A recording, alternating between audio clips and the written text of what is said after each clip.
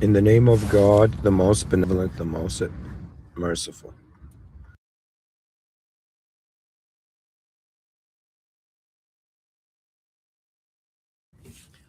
In honor of the presence of the system admin of this existentially simulated system,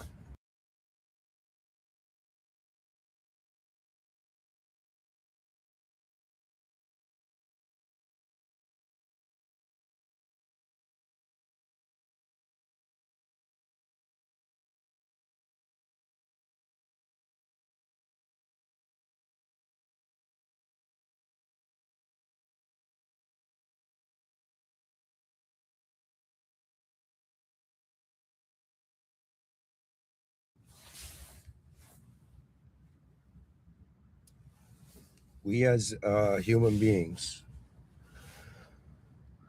find ourselves in a very interesting situation, worthy of talking about.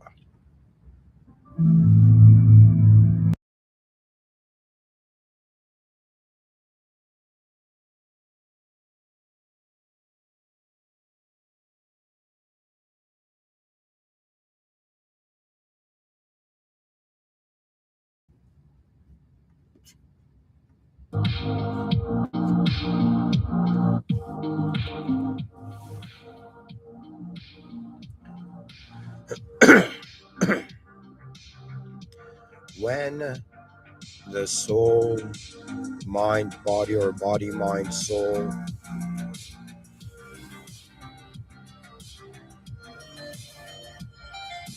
hang out in the conscious waking state, in the waking state.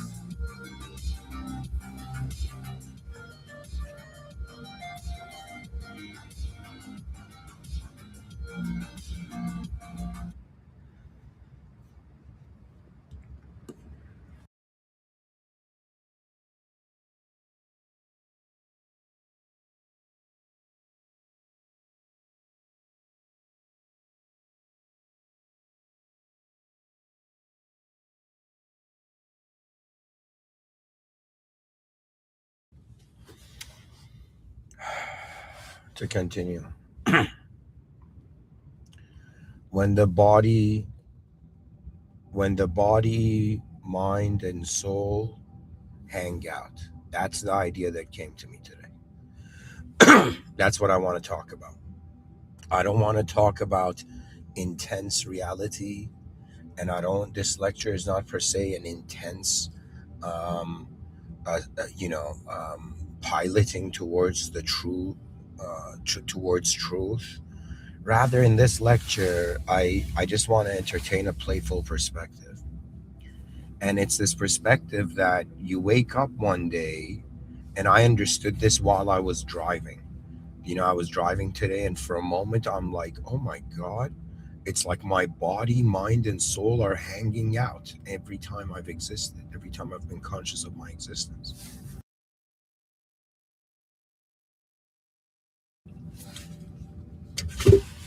So I'm going to actually open the notepad here.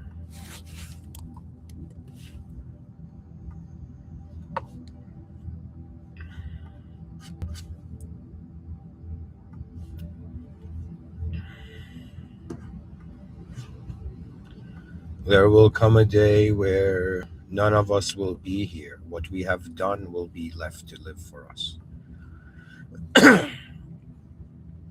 All right.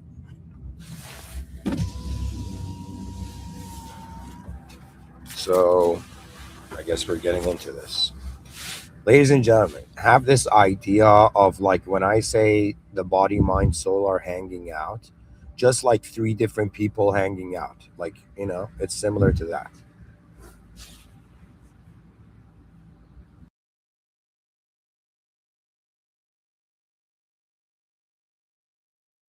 Now, what kind of access does this idea give us?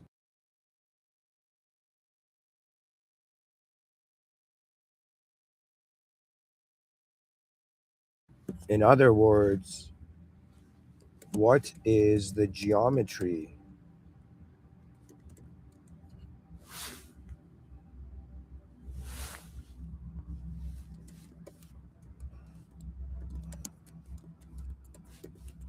or sentence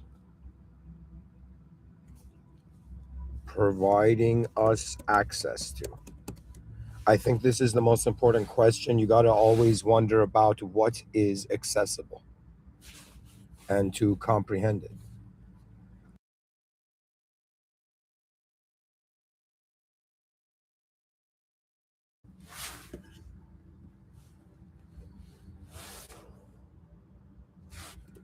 So, the lecture is titled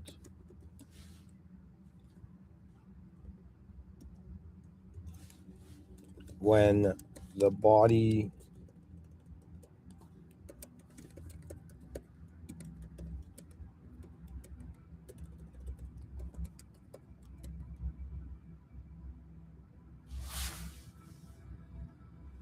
Wait, how did I title this?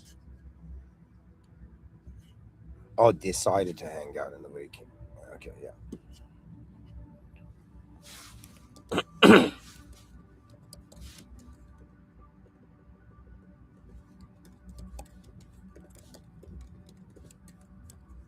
There we go. So that is the title. Okay. This is very important, right? So what is the geometry of this sentence? What do we access? In other words, oh my god.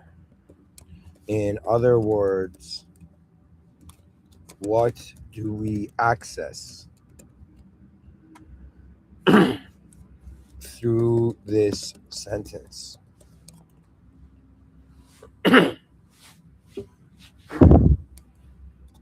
Just like how a system is made of elements,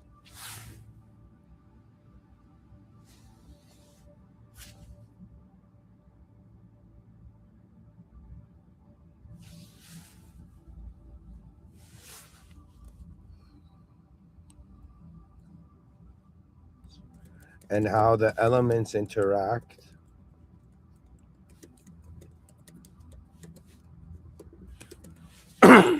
just like how a system is made of elements and how the elements interact, suggest the system. Treat this sentence, treat the title of this lecture as a system, or any sentence you ever come across, and wonder about how the elements in the system wonder about the relationships of the elements in the system with each other and the whole system. This is called systems thinking, guys. So,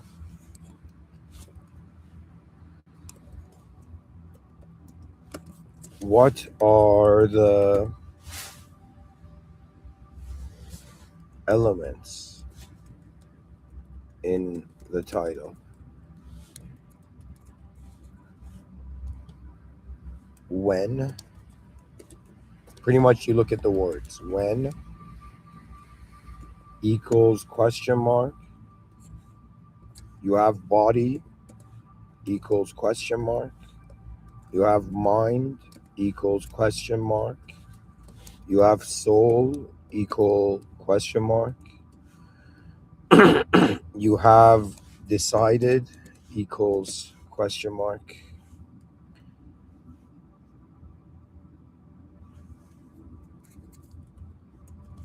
To hang out equals question mark. And the waking state equals question mark. Now, you don't need to do this, but personally, what I do is sometimes I note it down. So, what is this? 6? Yeah, 7. So, therefore,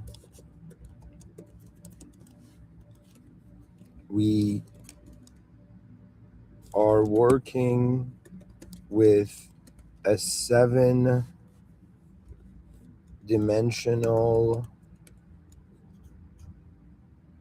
linguistic system. If we can understand these 7 dimensions or perceive them differently,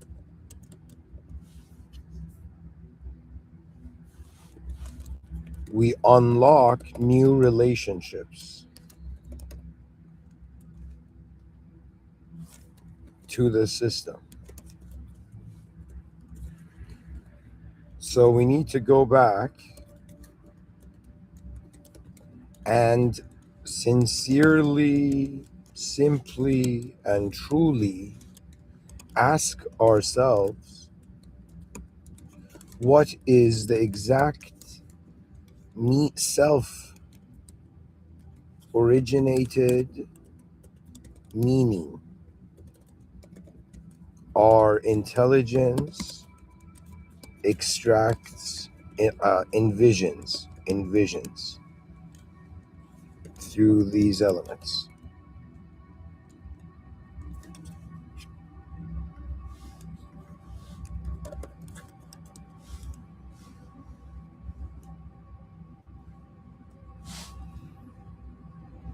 So we got to go back to these. And so here, I'll say this implies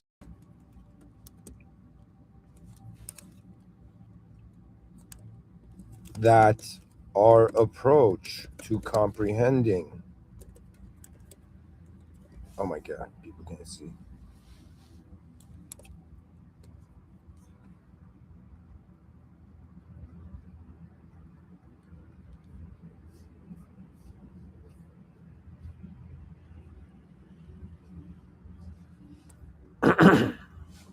This implies that our approach to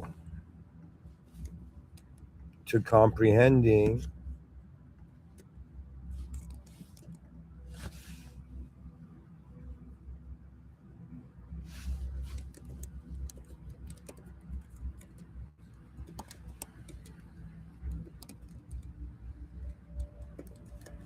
has a duality to it.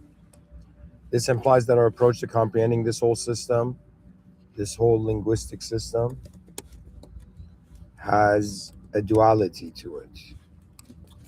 This means that we give meaning. How do I explain it? Okay, let's forget this. Let's go back to this. Okay, let's go back to these and see what it means. Okay, I wanted to make the point.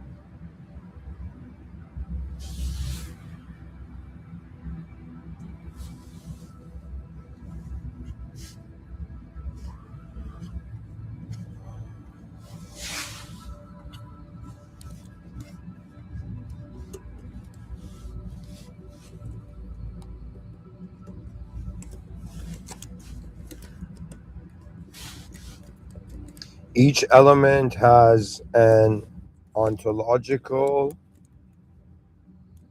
and epistemological dimension.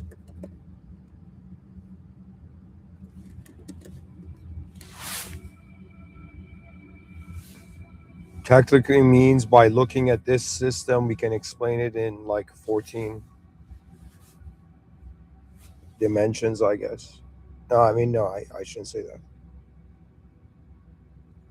Anyways, let's look at it. So when pointing to time, pointing to position in time,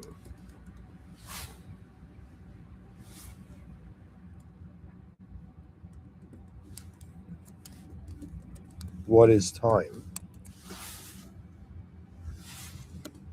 Body equals position.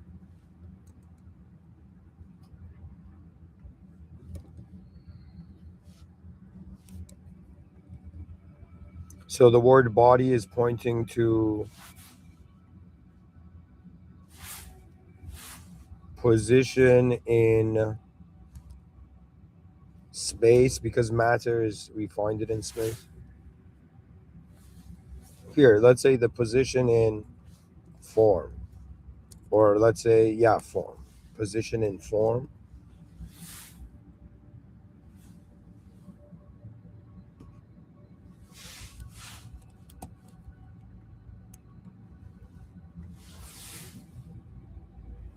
So it's pointing to a formed position.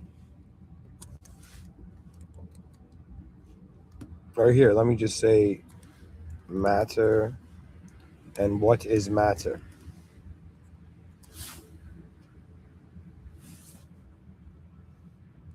We have the mind, question mark, soul, question mark, still, let's leave those. Decided, still leave it. To hang out equals imagine three friends hanging out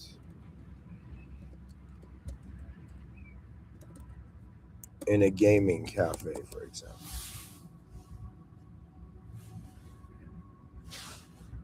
Waking state. This is important.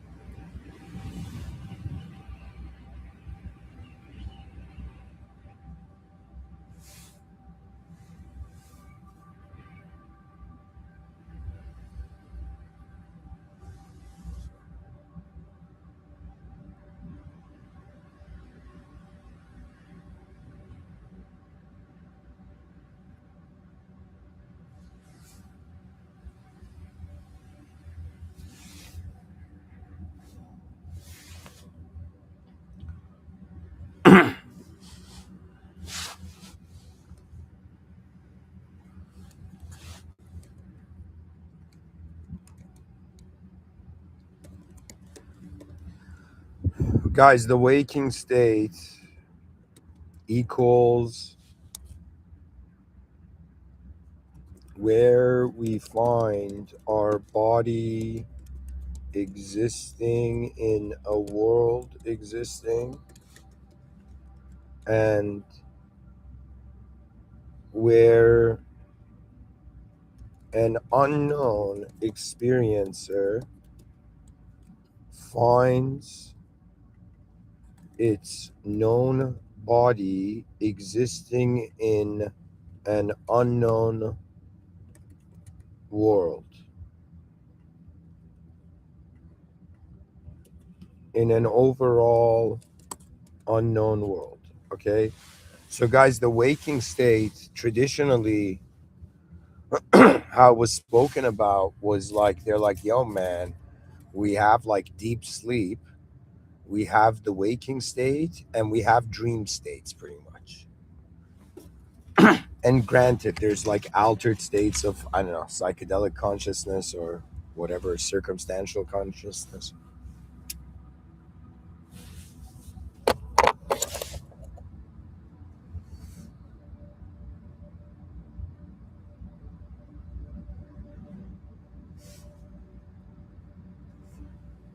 So in deep sleep, there is no personality. Conscious waking state is the login. Okay, we're logging into reality. All right, so the waking state is can be said to be also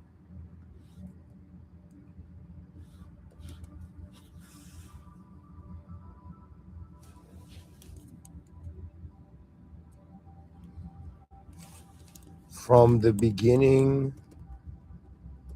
of the moment where we log in to our existence experientially and until we log out experientially from our existential experience. The body and mind are different, guys.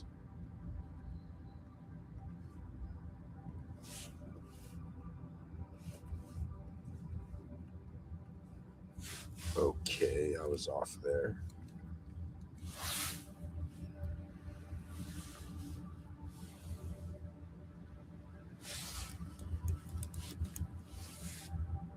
So, guys, do you understand? Life is like a video game. You're logging in and then you're logging out. And from the time you've logged in till the time you log out, that's the waking state. You're awake and you're aware of form.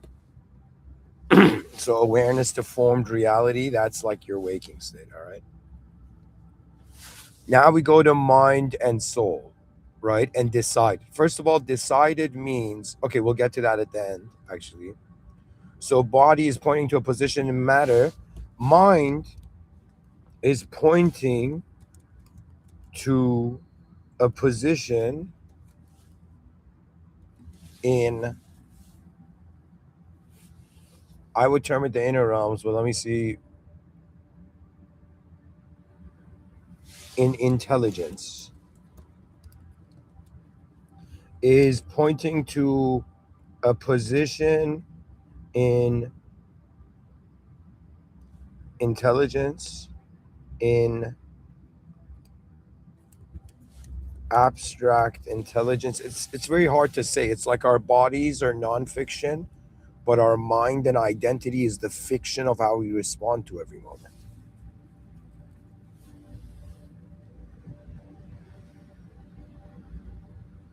I would say in pointing to a position in unknown intelligence,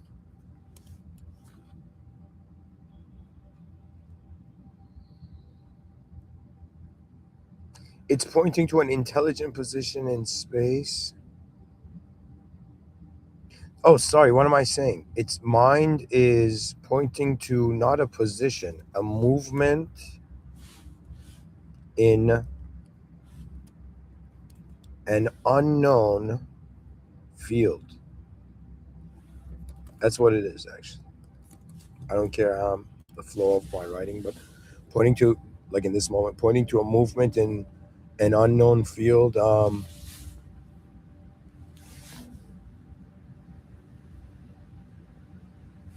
Okay, here, I'll write it better, actually. Pointing to a position in our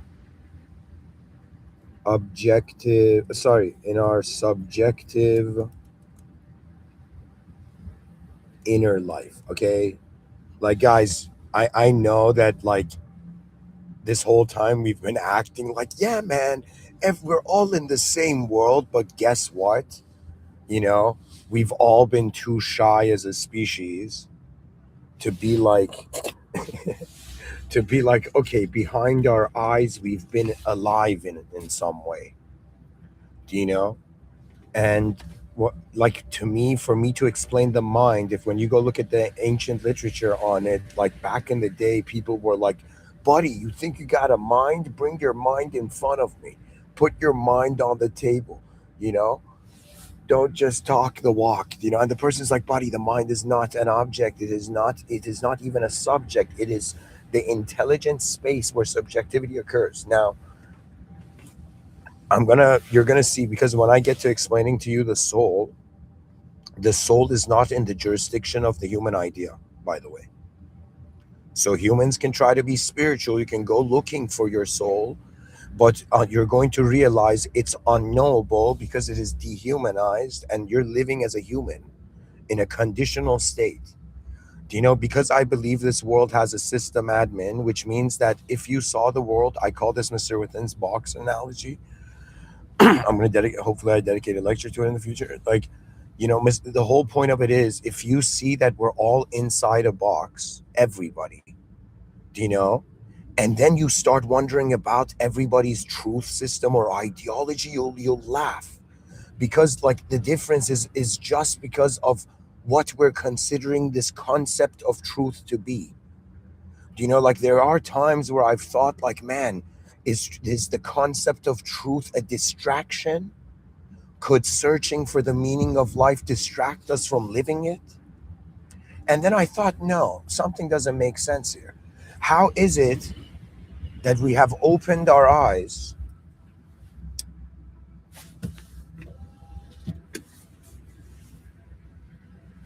in a world, okay? This is what doesn't make sense to me. We've been created in front of our eyes physically, okay? There's a design to human existence that you didn't create. Nobody can ignore this fact, you know?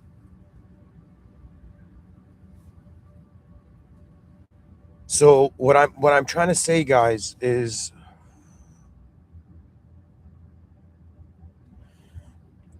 imagine we're all in a box.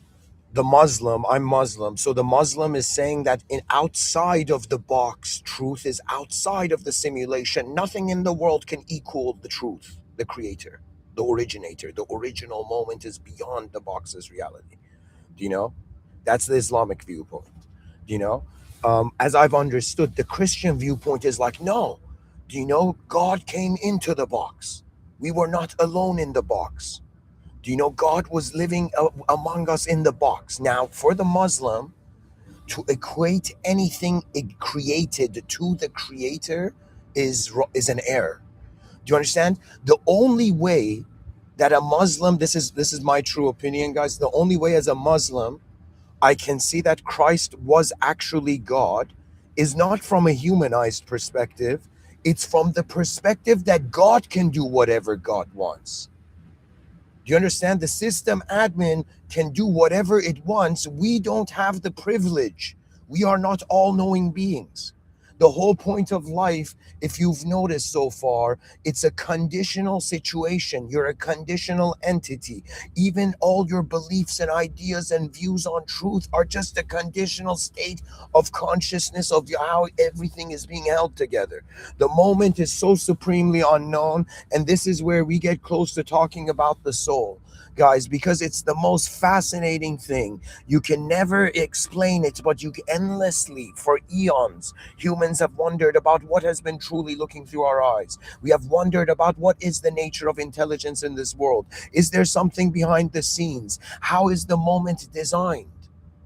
And when you look at it through the theological lens, that's too intense for me to explain, but pretty much you begin realizing that yes, people tell you you weren't conscious to remember, but yes, you physically were born in this world, okay? But for a moment, if I ask you about the mind, you logged in to the mind. Do you understand? How do I explain this? It's like I personally have a memory before I learned language. It's one of my earliest memories as a human being. And you don't understand. It's as if, like, even if there is no language, the moment is communicating in regards to the spontaneity of the arrival of an awareness that can not only view reality but reorganize it. We are looking at the human intelligence in a way that its intelligence does not belong to it, it's a matter of access. Do you know? It's like right now, can I tell people, yeah, the oxygen in my body, I know. And then I'm like, how can we own our bodies then? And why are we living at a time where it's a massive storytelling operation, folks? This is why truth is beyond conditions. Now, the issue with Christ being God is that I think I don't know how one can conceptualize it, because it's like saying a created being was born. Was I'm sorry, a created being was unborn. If that can be explained, then Christian theology has a very interesting stance. Do you know? But to me, this is the situation. Yo, my body simulated for some time. Yo, I've been simulated in this world 12,420 times. Do you know? And people are like, what do you mean? Do you mean past lives? Do you mean like you've lived on this planet that many times? I'm like, no, guys, that's how many days I've lived on this planet. I've logged in and logged out, logged in and logged out. And let's say the first, like, I don't know, 5,000 years was like, yeah, it was such a cool place. And then I was like, wait a minute. And then I realized why Sherlock Holmes was Sherlock Holmes, you know, and why he was always like angry at Watson, you know? Because the point of it is, this game of life is about the protocol of what are you aware of, and then what can you do. All moments fit into this. Okay, you have been conditioned by the educational systems of this planet that you are a noun and your value is just based on past to present.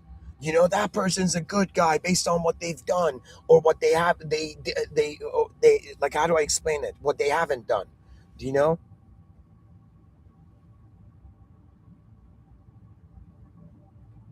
To me, it's a simulation, folks. And it's very strange because from one angle the world is suited to our survival, from another angle we're noticing more than it. For me, I'll be honest, if we didn't, like, if my mind couldn't imagine, like, this is the thing about the mind, they've confused you by the terminology. That means everybody on the planet could be being like, yeah, man, I'm a body. Yeah, man, I got a mind. Yeah, man, my imagination's in my mind. Yeah, man, I'm being imagining a real moment right now, man. You know, and I'll be like, this is all like a tragedy of communication. They miscommunicated something they could not communicate.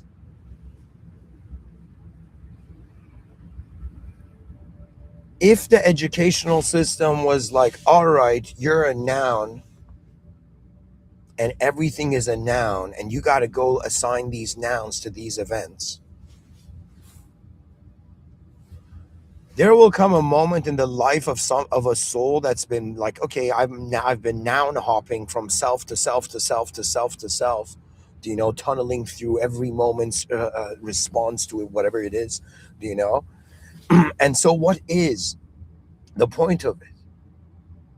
Do you know that, like, if somebody says, do you get tired of existence, I'll tell you what I get tired of. I get tired when existence loops. Like the first couple seasons cycling were like, yeah, fun, you know, and after some point you're like, world, what other way can you function? You see, there's something within me that the moment I realize the idea of advancement, it you don't understand.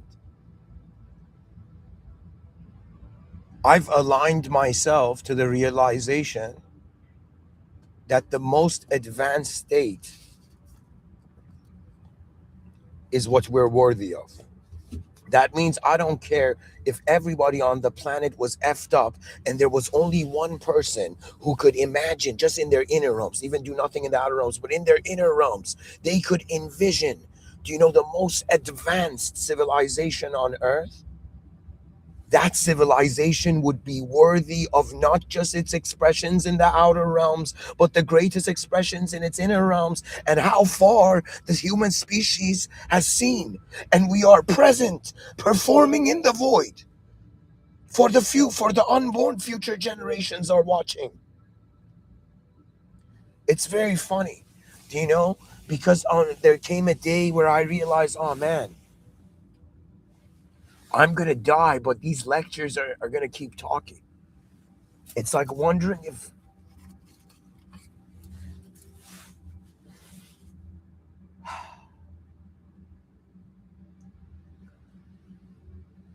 it's like your past self looks at you and it's hard for it to say goodbye. And yet the future self looks at you and says, you know where you need to go. We are all marching towards the next phase of not just our interpersonal lives. There is a species in the void, goddammit. Like there is a species here. In the outer realms, the purpose of life is what are we all doing here? In the inner realms, what am I being at all? How far does the meaning of my life extend? And how many members of the human species are waiting for permission outside of them?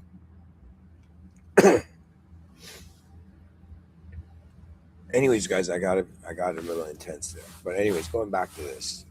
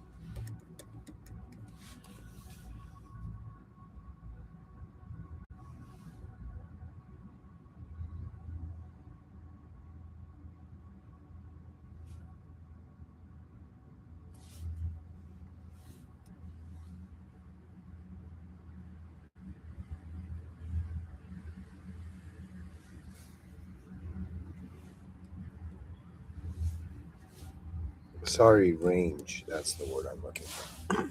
Decided.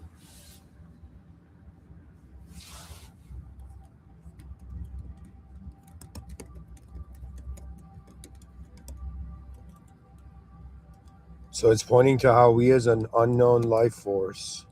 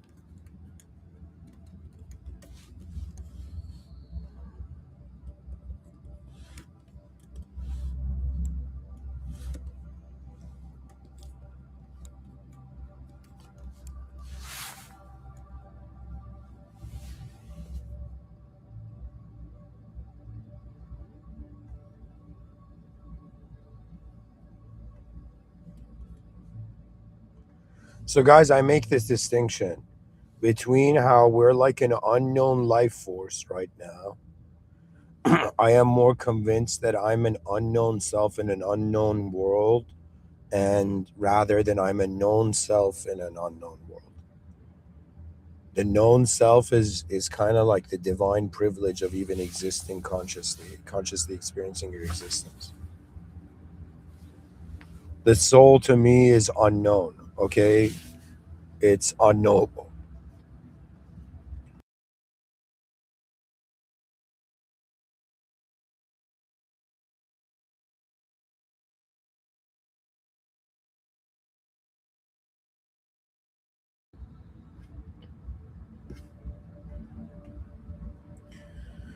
When body, mind, soul, guys, I said I'm not going to go deeply into this, and I'm really deeply going into this. Okay. Anyways, the body, mind, soul hanging out. I thought, like, what would a playful setting of this be if I wanted to? Some things that I don't want to personalize, I kind of try to think of it as a third perspective. I'm seeing it like as characters in a story. And if I was to wonder about, okay, let's say we have this moment, and in the moment there's a biological body, in the moment there is, let's say, a sort of individual subjective mental position, right, and a mental field, and let's a cognitive field, and let's say the soul is an unknown divine field. It's functioning under commands uninterpretable by the lower power, hence why we call it the higher power. So the soul is not in the humanized jurisdiction, only a little bit of it is.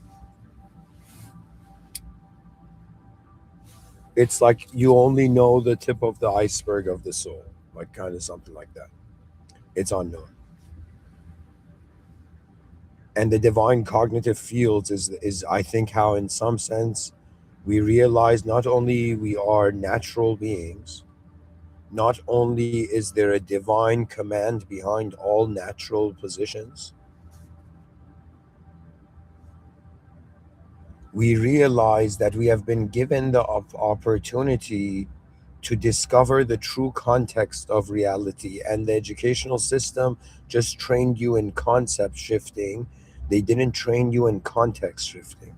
That's the most important skill. People who get angry, they don't know how to change the context, so they only, it's a collision of concepts. We have to value about the true intelligence of man. And let's say it now, here's the thing. Okay, let's say now, okay, yeah, this is getting interesting. Now let's say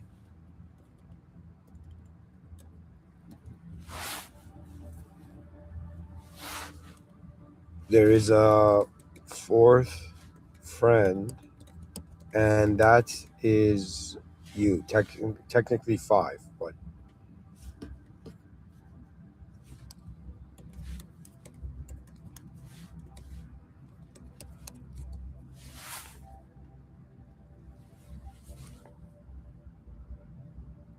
and that is you, meaning if you had three friends called body, mind, and soul, what would each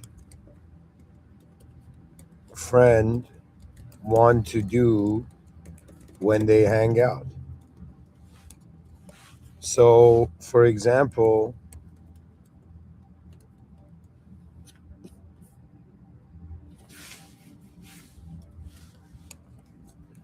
the body wants to eat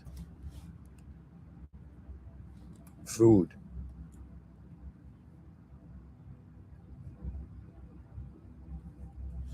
The mind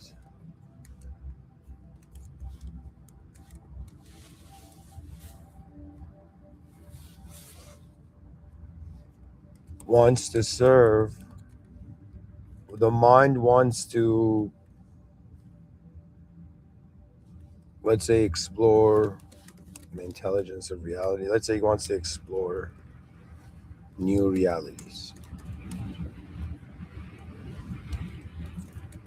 The soul wants to find peace, for example. And now, you, as the fourth friend, what do you want to do?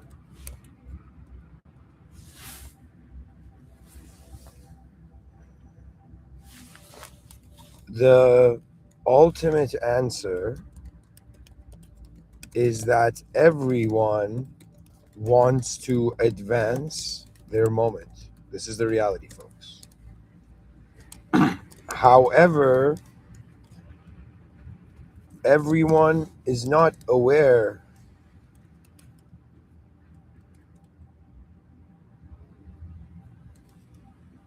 that how do I explain it? The ultimate answer is everyone wants to advance their moment. However, everyone is not aware.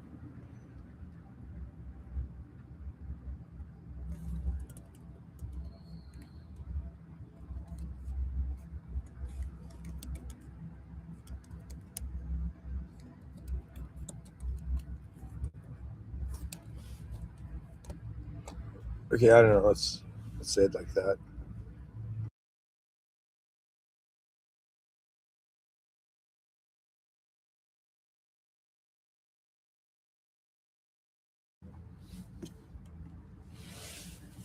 See, guys, I'm pretty much saying, like, if you think about it like this, just a matter, if you just articulate it like this, I'm saying pretty much I'm like some guy who woke up and playfully is like, yo, man, like physically, I want to do something, mentally, I want to do something, spiritually, I want to feel something, you know?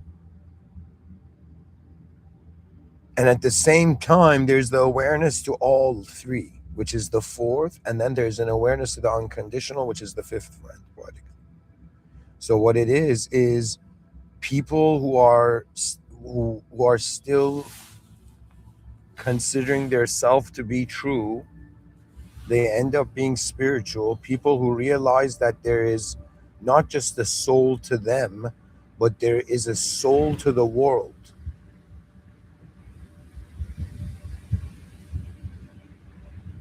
It is alive.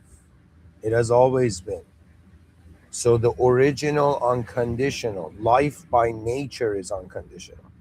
Excuse me. The essence of life is unconditional.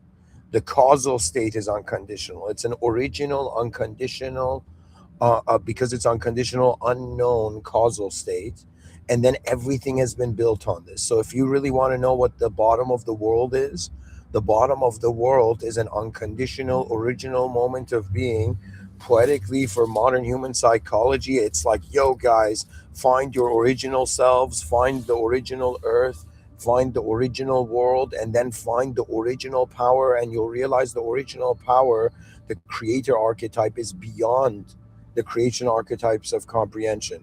Pretty much after living on this planet, you're going to get bored of looping ideological, let's say, sociocultural programs. And you're going to become fascinated about what's actually going on, and you're going to have a will of advancement arise. That will of advancement is your realization that the human intelligence is legit very advanced, but it activates in accordance to your purpose, and your purpose is based on your furthest vision of what the most accurate context is.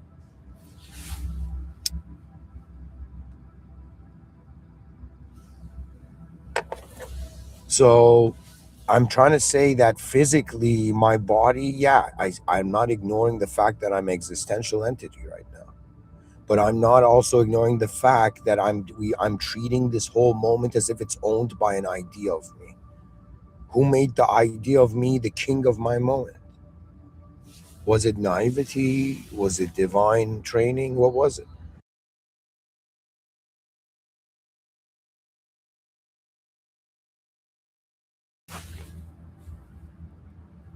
So think of it this way. Think of it this way. You are poetically a transcendental strategist, okay?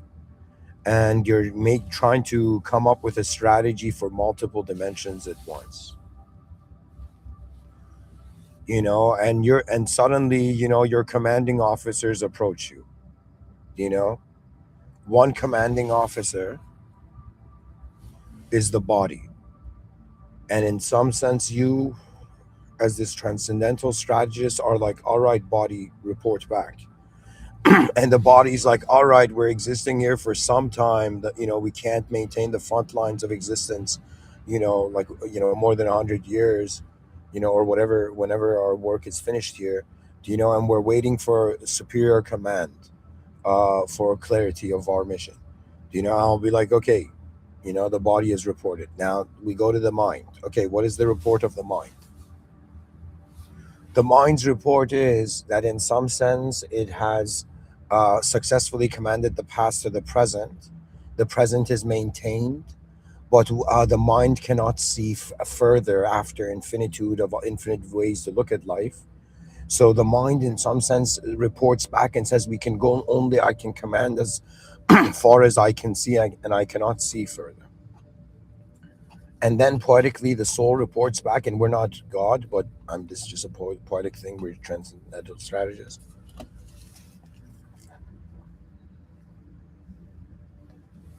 a God conscious and God aligned. So the soul reports back, unless we understand what we truly, what we all, truly all of us are fighting for, we cannot feel alive in the process, you know. And so it's pretty much, I'm saying, as a soul, guys, the capability of our minds to envision realities that have not happened yet, every invention occurring behind the eyes, everything you do, you've lived quicker in your mind, and then your body's following it up.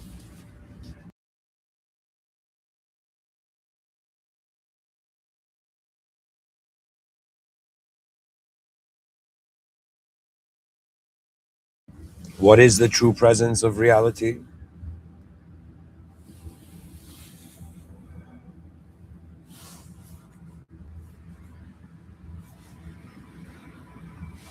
It's pretty much in the waking state, you're discovering different aspects to your own being that seek different contexts. And before one can unify the species, they must unify the self. And the way I've managed to unify myself is that I've discovered that I am not the main event.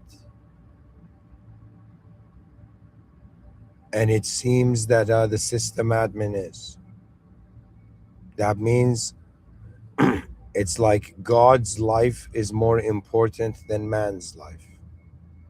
What does that mean? Does that mean man can interpret God's will? No. Anybody who views religion to be violent, you can't be sure of how, if you've interpreted it correctly. It's not human. It's not something humanizable. Do you know? That means, where are those sincere hearts in all religions? You know, where when they're like, "Hey man, how are you being religious?" And the person's like, "Buddy, there's a higher power here. We just humble ourselves and realize the world is beyond the meaning we gave it. And that was just our meaning. And when there's infinite viewpoints, this is the mind's fear. What do you choose out of infinity? So the mind can't know because it's a conditional function. So the mind needs a higher agency.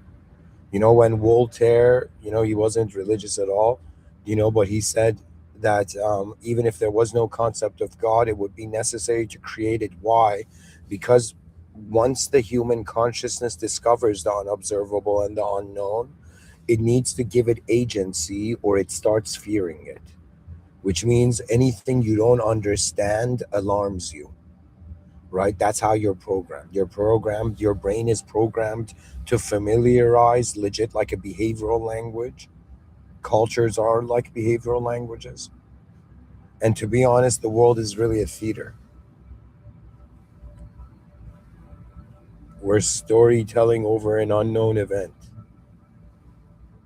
And it's like, yo, man, my body wants to procreate. My mind wants to build an advanced civilization. My soul wants to return to the original state. And I'm here as the awareness of all of that, being like, what am I going to do? And the conclusion I have is faith. I rather be surprised by the world than probabilize it in infinite ways, which I have, I think, subconsciously. Like legit, there's times where I'm like, oh man, I've seen too deeply in my inner realms, and then I become preoccupied with the implication of what I've seen. Guys, you do have an inner realm and an outer realm. They didn't teach you this. This is Mr. Within school of like look at it differently. You know, the Mr. Within school of look at it differently thought. You know, in front of your eyes, public outer external server, physical tangible server, behind your eyes, inner private psychological internal server. Okay, behind your eyes, you are present in a way that only God knows. In front of our eyes, anybody can communicate in any way, and we'll be like, sure, we'll believe you, you know. But at some point, if you want to doubt the world extremely, you're gonna break your ideological system. If you want to have faith in the world extremely, you break the ideological system. Because let me tell you what religious people get wrong.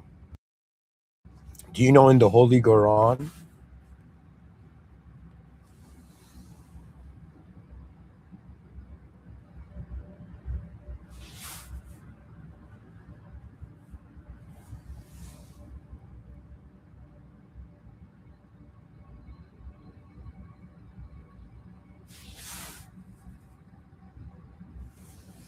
the presence of our moment, the awareness to our being, where are we all? The question that we fear to ask subconsciously, though, we have seen further. Yes, in front of our eyes, we are 8 billion humans, 8.1 billion humans alive. Currently, considering a 300,000-year-old range, it's estimated to be 117 billion humans have existed. So you who are alive right now, all of us who are alive right now, we're legit 7% of all human beings that have ever existed are alive now. It's not that the number's not that big.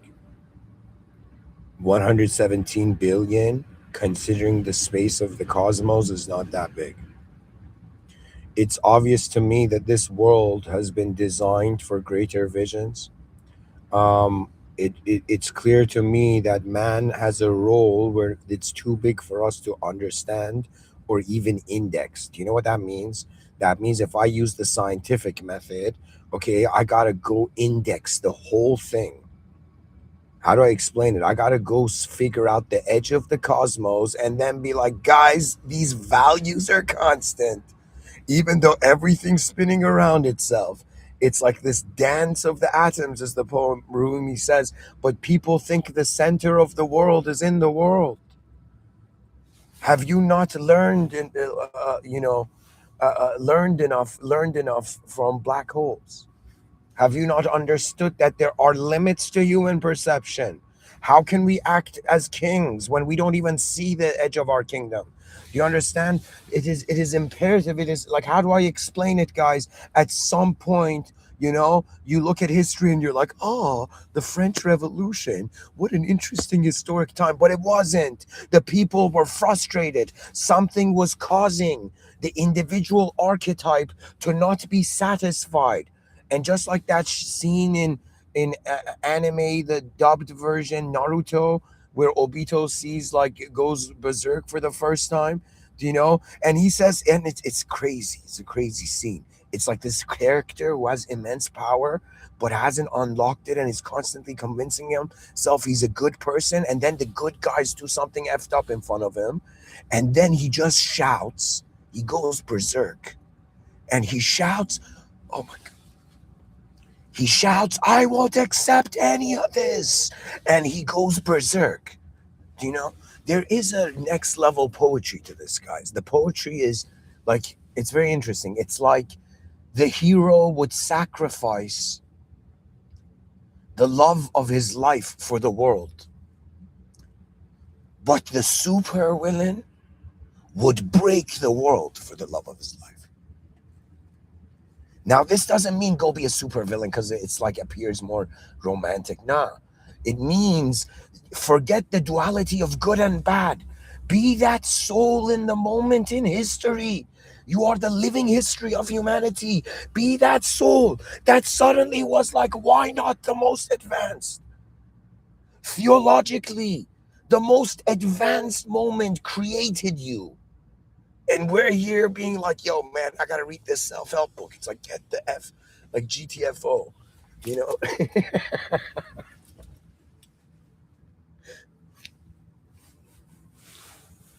Oh man.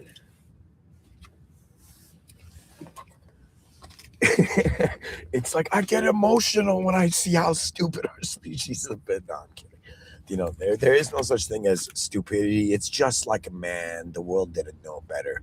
It's like you look at the planet and you see all the effed up stuff happening, and you're like, man, these humans don't know any better. Human consciousness has limited itself to like some looping storytelling, not realizing that beyond the ideas that contain you, you are the awareness for all forms in your moment from the beginning. That means like there's so many arguments to it. Your body, nobody has your DNA, nobody is existing in the exact moment in the space-time continuum you're existing. Okay, behind your eyes, how you've journeyed through the world, what you even consider yourself to be, nobody sees unless you communicate. And of course, like, in 3,000 years from now, people are going to be like, Mr. Within, you didn't need to give your lectures. Everybody saw the past. Like, I would say they would probably feel it first. In the same way, for me, it's like, okay, how should I give meaning to my life? Should I be like a spontaneous, like, you know careless neutrality and going by life moment to moment to moment? Should I be like this sort of kind of like, how do I say it, scribe of my own life, just constantly looking at my past and being like, why did I move, why did my past look like this? And then in some sense wondering, okay, what haven't I wondered about? That you have a value in regards to from the present to the future this whole time. And this whole time they duped us, making us thinking that only we can see value from past to present. Do you know that means I never told my parents, that the greatest lie that I felt the world had told me, and they had told me indirectly. The greatest lie is that you are a known being, because the known is found in the unknown. It's too big, guys, for like a couple pound brain. So your brain is required to, in some sense, how do I say it? For me, think of it this way. I don't see it as a timer, even though like I know the number of days I've lived, but even though I'm not saying, like, it's not like I'm saying like, yo guys, we're gonna die at some point. Quickly go do the best thing you can. Like sure, but it's not with that vibe. For me, I'll be honest. I don't usually talk about this. I've never talked about this side of me, but there is a side of me that when Bill Gates said, I find a lazy person, to find an easier way of doing something. I was that kind of person where, like, instead of getting up and like grabbing like I don't know, something from my desk, my phone from my desk, from my bed, I would do some next level gymnastics act to get the phone from my, you know, in like a quicker way. Do you know what I mean? With less movement. But still intense, like cardio.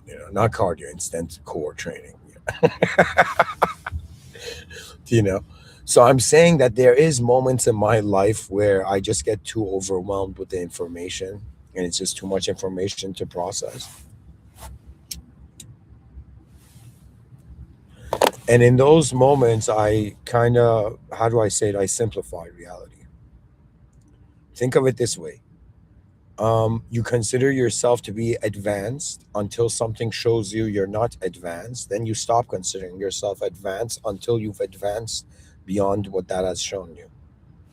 You know, to me, the strange thing is that this world has content. It has geometry. Like, look at the trees, look at everything that is not the human being, and tell me if this world feels normal. It feels designed. It's too designed. That's how you know it's created. Legit, when you look inside the human body and all the different systems, you know, the nervous system, the cardiovascular system, you know what I mean? All the ways you can systemize it, and you see, like, legit, the body has the ability to kind of use the same canal for breathing and eating. You know what I mean? Like it's so super designed. It's too designed. Too it's legit like honestly looking in the mirror and being like, this is the artwork of something that is not me. Do you know? This is like this isn't like to exist as a being. I don't know how normal that it's like some person in philosophy class that lectures like some old school professor, and then the kid's like, sir, is it normal that existence is existing? And the professor's like, son, today I am the student and you're the teacher.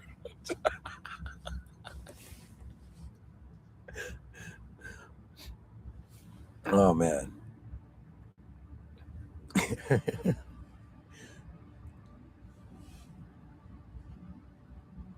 It's about vision, folks. That's all it is.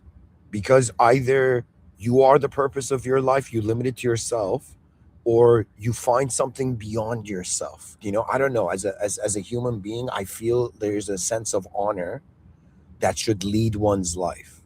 That honor is like not just an attitude; it's a mode of it's an approach to the moment, of a consideration, that it's like when you talk to everybody, like in an advanced civilization, the purpose, it would become so clear how pure and divine the idea of advancement is.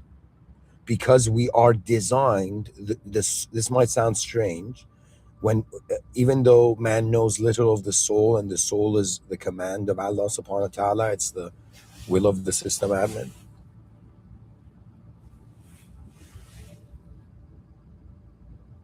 Pretty much a religious person is trying to figure out how the creator commanded their soul into existence.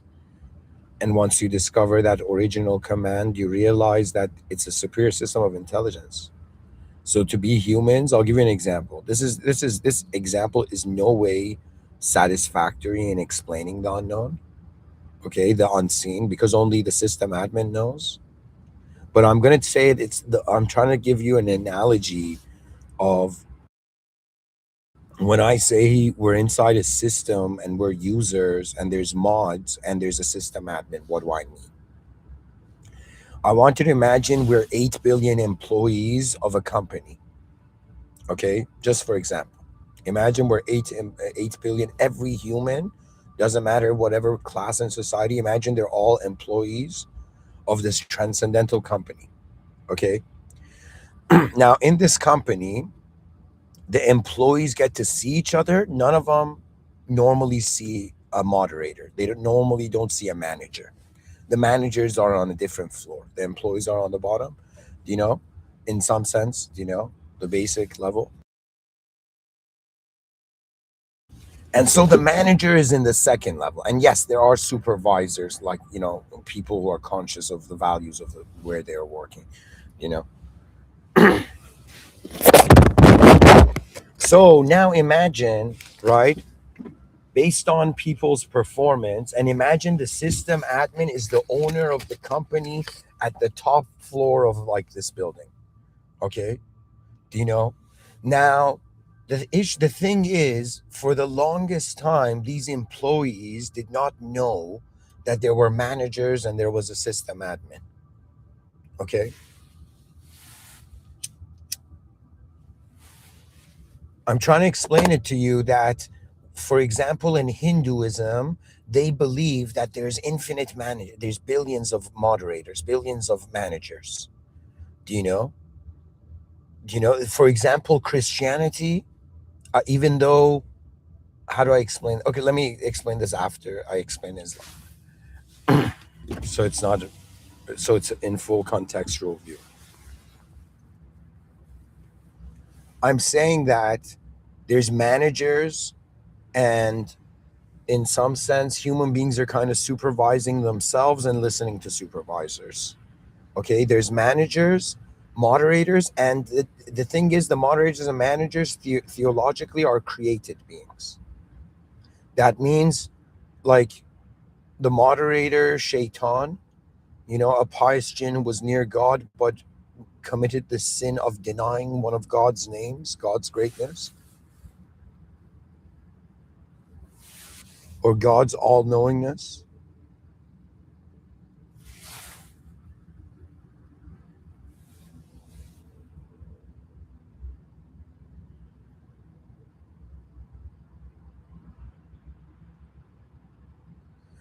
Now, I want you to imagine, um, okay, this is very difficult to explain, but from a Muslim perspective, as I mentioned earlier, Christ prophets are like close to moderator level. Do you know beings? Do you know? Now, the reality of Christ, God knows. But we in Islam, we honor all prophets as advanced beings. The Islamic viewpoint is what Abraham started, Prophet Muhammad, peace be Prophet Abraham, peace be upon him, started, Prophet Muhammad, peace be upon him, concluded. The seal of the prophets in Islam is the realization that they pointed to the finale. The finale is the recognition that truth is beyond the simulation. That means this isn't the final place. Death isn't the final moment. There's upper realities. So during your life, let's say whether you perform good or bad, managers come and speak to you. Do you know? And you have management. And let's say some people, some employees, they get close to even working with management. The Islamic viewpoint is saying instead of going to the management, the system admin, the owner, is directly accessible. Go directly to the CEO's office.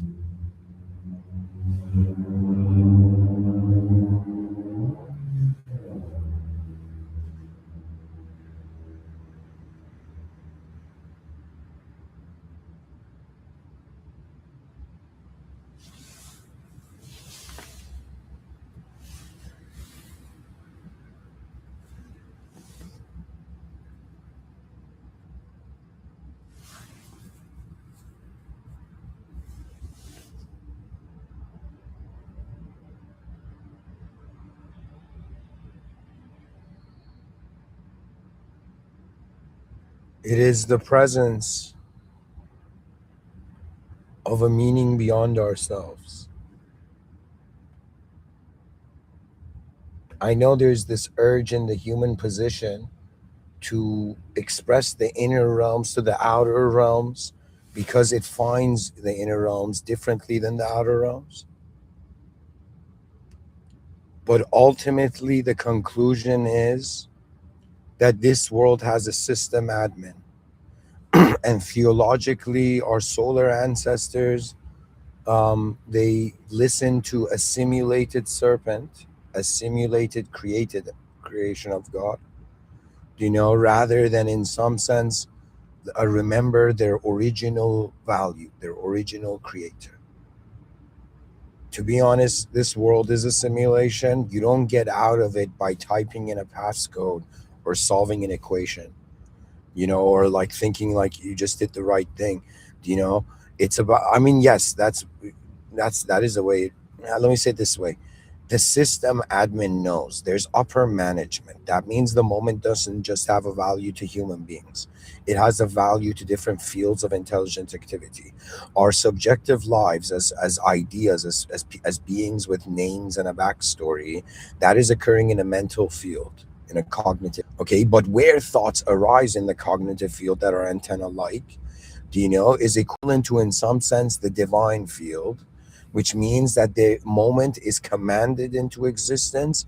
The reason we can't explain the chicken and which came first, the chicken or the egg, is because in a commanded universe, both of them were created the same time. That moment was created the same time. Do you understand? There is no need for an explanation. It's like something 70% complete was like 100% considered to be complete. Or I shouldn't say it like that. I should say it this way, that the reality is not logical because the meaning we give to reality has a fictitious value if we identify only with the non-fictional form. Wonder about who you have been, wonder about whose eyes do you have, and in some sense wonder about how you're in this world, you're in a system for some time, you got to update it, and then you leave. What else can we do?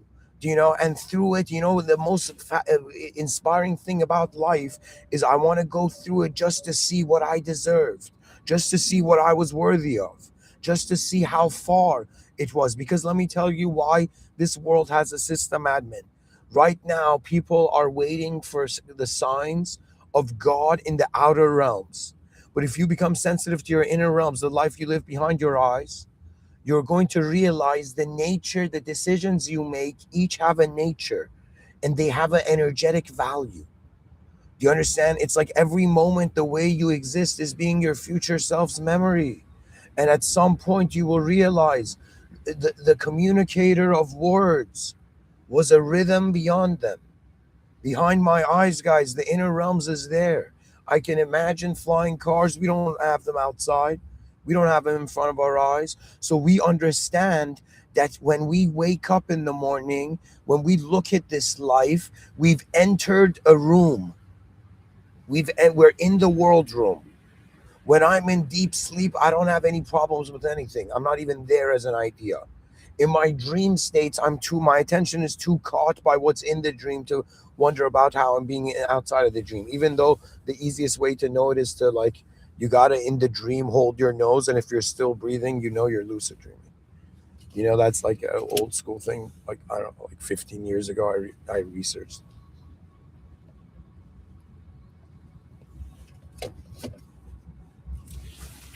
For the longest time, I was sleep paralysis weightlifting in the morning. Some people know what that means.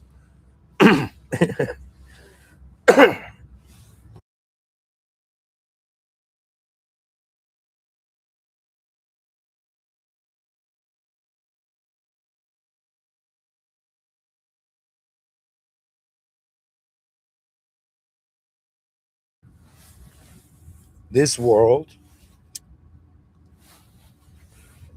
is waiting for unified human activity to be unlocked, to unlock its next chapter.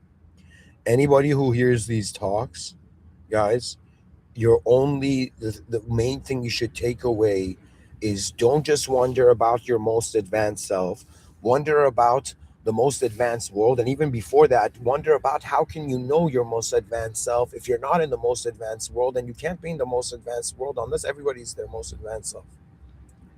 That means advancement is that word where the species unites over its potential this expression rather than its past expression defining it. As long as the past defines us, there will be no world peace. But if the future defines us, there will be more than world peace.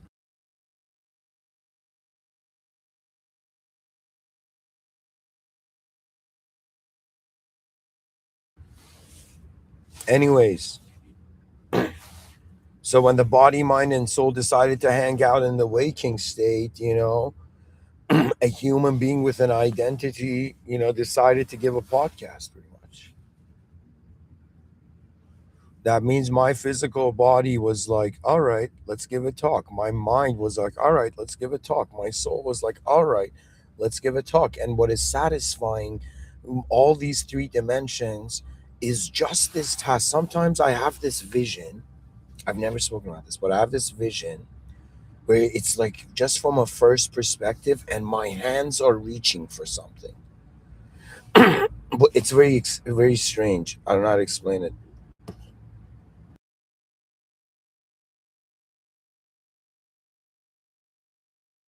It's like a part of my mind sees an embodied version of me reaching for something, as if, I don't know, it kind of feels like I'm holding doors open until they can no longer close.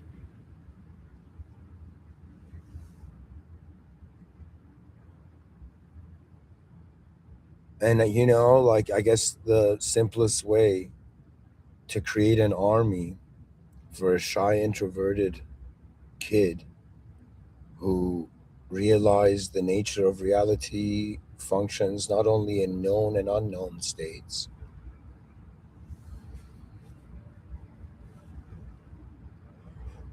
But the moment you realize it's a story, it can be infinite stories. You can tell it as any story. So I look at my life and I'm like, okay, the whole day is me being some present that is responsible from the past up to the present, wondering about what to do in the future. And I realize, okay, everything from today up to tomorrow, nothing's like it's all gonna change except what I create in cyberspace, or I write down, or I build.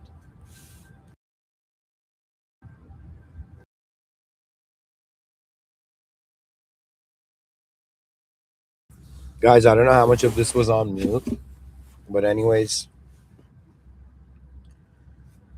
pretty much when the body, mind, and soul hang out, they realize they all want answers to their conditions and how they can't even know their condition. The mind is like, are you telling me I got to deal with a known formed body and an unknown beyond form, mind? What is this?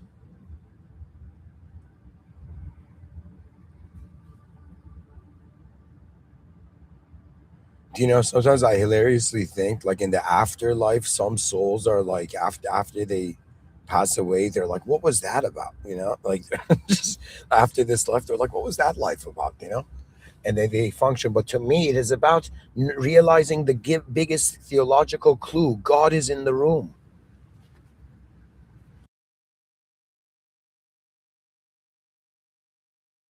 Simulated conditions and circumstances are providing, approaches and views or ways of being real.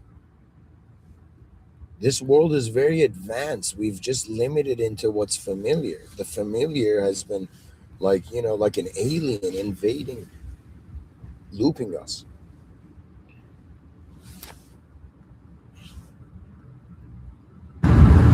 Anyways, folks, I hope this was an interesting lecture. Honestly, a part of me has accepted that the metaphysics is just, yes, it is uncharted territory, but it can't be ideologically owned. It's been some time that when I wake up in the morning, I'm not functioning as an idea of me. I'm not thinking like, all right, what am I gonna do today? It's like it's not like that. That's only in communication. How I function in my inner realms is just the whole moment's here. That's it. I'm here. There's a moment of being. If I move in the moment, it's intelligence. Let's say it's unconscious. If I know how to move in the moment, that's conscious intelligence. If I just randomly move, that's unconscious intelligence. Pretty much think of it this way: you're looking at a world where there's static variables and there's dynamic variables, and the dynamic variables can give meaning to the static variables. Do you know? That means the biggest factor about how stories are written is how does the moment move forward? How does it change? And what does it mean to change? And what does it mean? Like, what has been celebrating its birthday every year? We say my body, my mind, my soul. Who's that my? How are we limited to that? It's beyond an idea, do you see? So, the true nature of humanity is how we are designed to access a limited range of reality. Why? To perform in that range. If you treat like it's like treating your life as a performance, as a simulated performance in the presence of the original power. We are within an original moment, an original reality.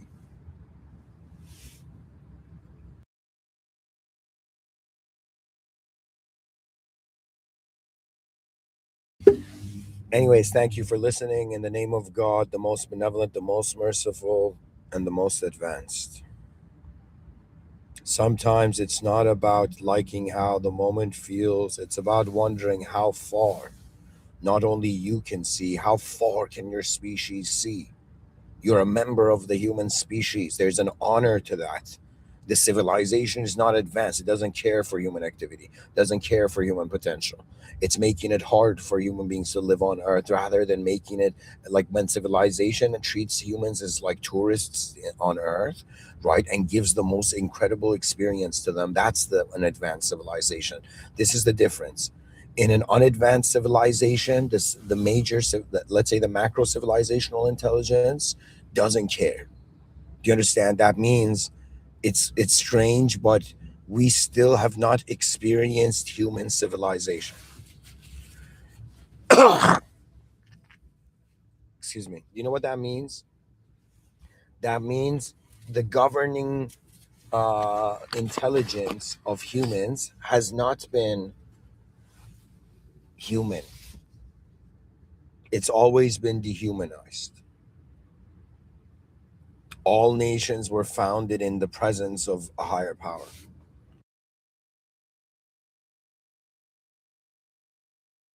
And let me tell you something funny. If everybody on the planet became atheists right now, after some time, they're going to be like, all right, guys, how do we explain dreams? And then atheists are going to be like, oh man, what have you been telling people? Making them material worshippers, not realizing that attention deserves to know what it's truly about.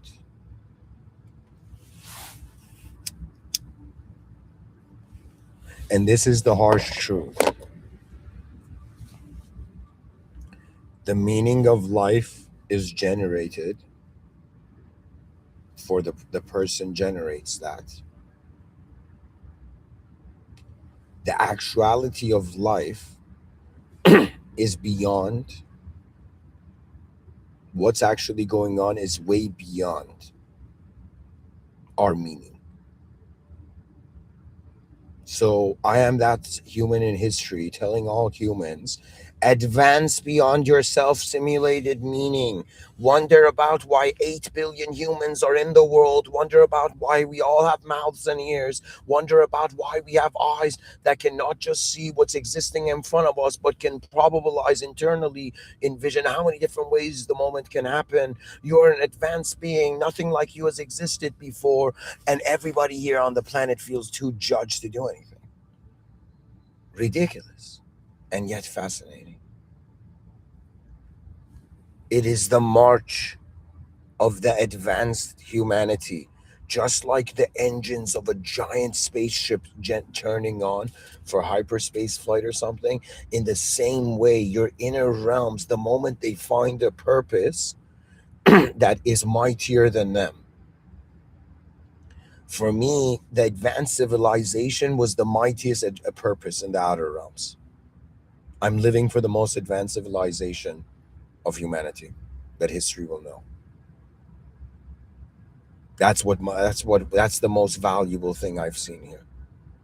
I want to see what the most advanced state of human expression in the cosmos is, because it's there. It's foretold in our theology.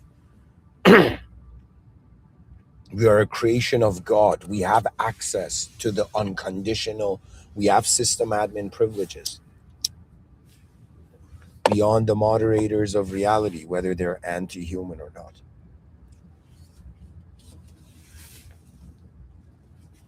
In honor of greater worlds,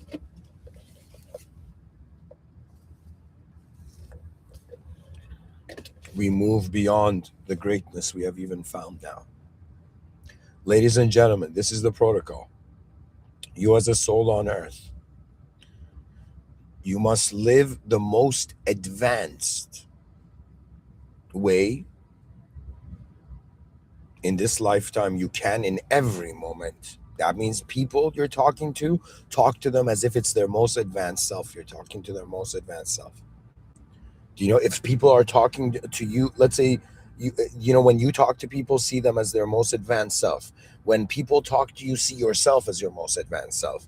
When you're in the world and you see like trash on the ground, wonder about the most advanced civilization and if it would disgrace itself at all.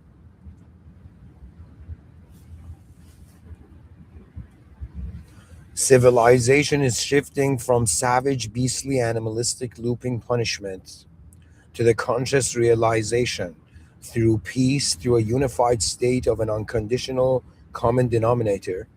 Everybody on this planet will usher in let me tell you what happens. In my inner realms, I've wondered about if suddenly tomorrow there was world peace,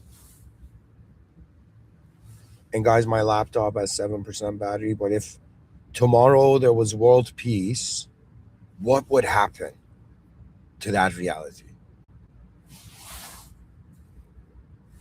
And do you know what will happen? The veil of shyness, which the veil of shyness will lift from the genius of reality. And geniuses will suddenly rush into the world because it's not a world that can interrupt their genius. Do you understand? It's the depth of it. And realizing yourself simulating the meaning to the forms you're seeing. This is why somebody looks at the Mona Lisa and says she's smiling, and the other person is like she's pissed off. Like, do you know what I mean? She's been sitting there for like 24 hours. She's like pissed off. You know what I mean? Like, she's definitely not smiling. You know?